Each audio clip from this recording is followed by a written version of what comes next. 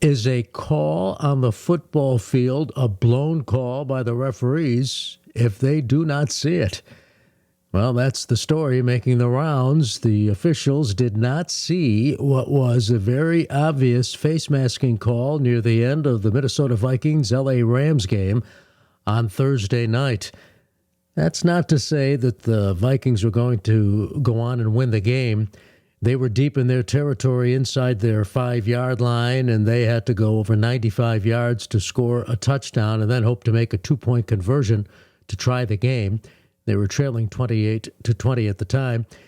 Instead, Sam Darnold was called for being tackled in the end zone for a safety, tacking 2 more points on to the Rams' lead, and they went on to a 30-20 victory over the Vikings. But you be the judge. Here's the play.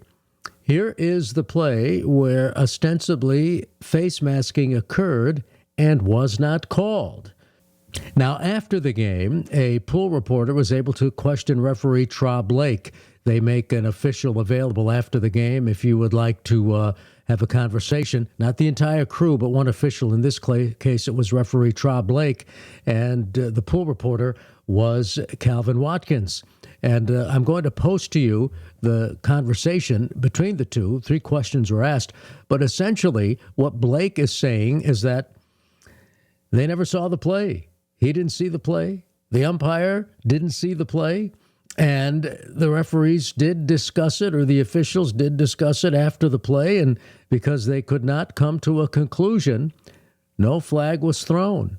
They admitted that they did not see the play.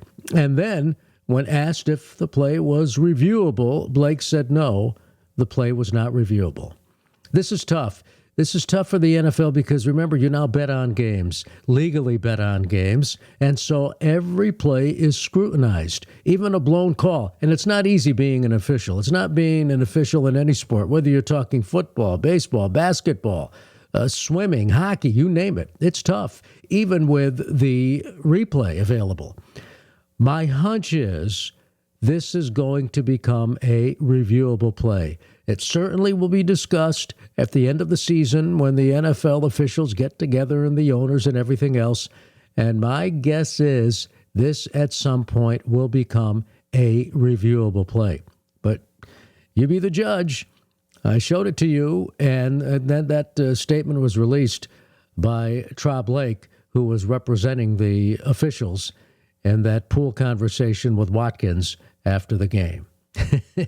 It never ends. Even with all the video we have, it never ends when it comes to a controversial call. Again, though, you've got to remember the Vikings were deep in their territory. There was no guarantee with 2 minutes left in the game they were going to drive down the field and somehow tie the game. But still, it's a blatant call, as the video showed, which was not called.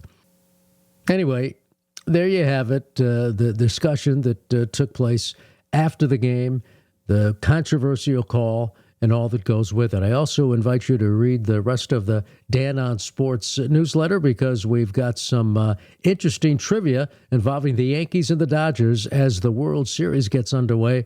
One of our subscribers, Jeremy Palutro, giving us the information on some background between the Yankees and the Dodgers. Remember, they're now meeting in their 12th World Series, and Jeremy does a deep dive into the history of these two World Series rivals. Enjoy it. As always, thanks for subscribing to my Dan on Sports newsletter. And to the paid subscribers, a big, big thank you. You get some exclusivity over the subscribers who have chosen not to take out a paid subscription, and that's fine too.